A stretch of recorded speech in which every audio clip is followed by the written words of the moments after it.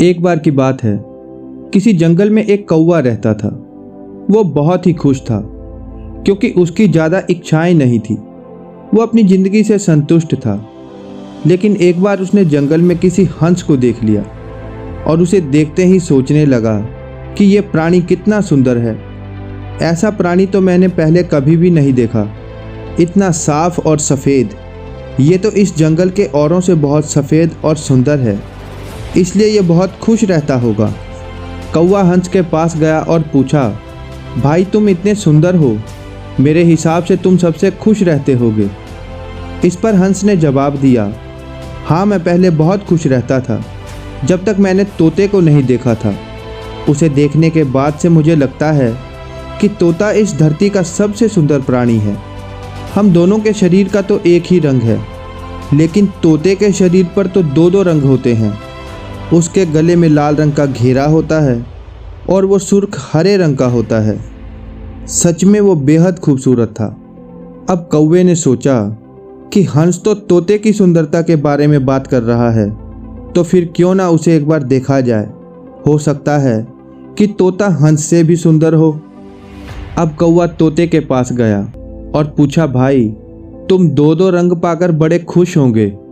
इस पर तोते ने कहा, हाँ मैं तब तक खुश था जब तक मैंने मोर को नहीं देखा था। मेरे पास तो दो ही रंग हैं, लेकिन मोर के शरीर पर तो कई तरह के रंग हैं। अब कौवे ने सोचा कि सबसे ज़्यादा खुश कौन है, इस बात का पता तो मैं करके ही रहूँगा, इसलिए अब मोर से मिलना ही पड़ेगा।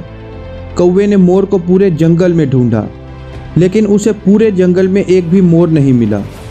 और मोर को ढूंढते ढूंढते वो कौवा एक चिड़ियाघर में पहुंच गया।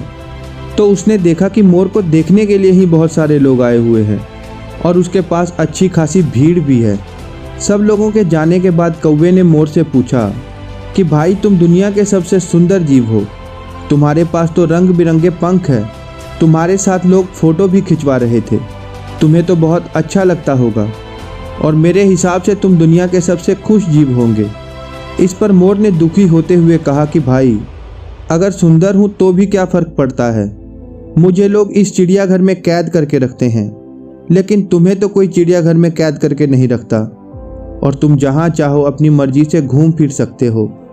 इसलिए दुनिया के सबसे संतुष्ट और खुश जीव तो तुम्हें होना चाहिए, क्योंकि तुम आज़ाद रहते हो। मोर की इन बातों को सुनकर कौवा हैरान रह गया, क्योंकि उसके जीवन की अहमियत उसे कोई और ही बता गया था।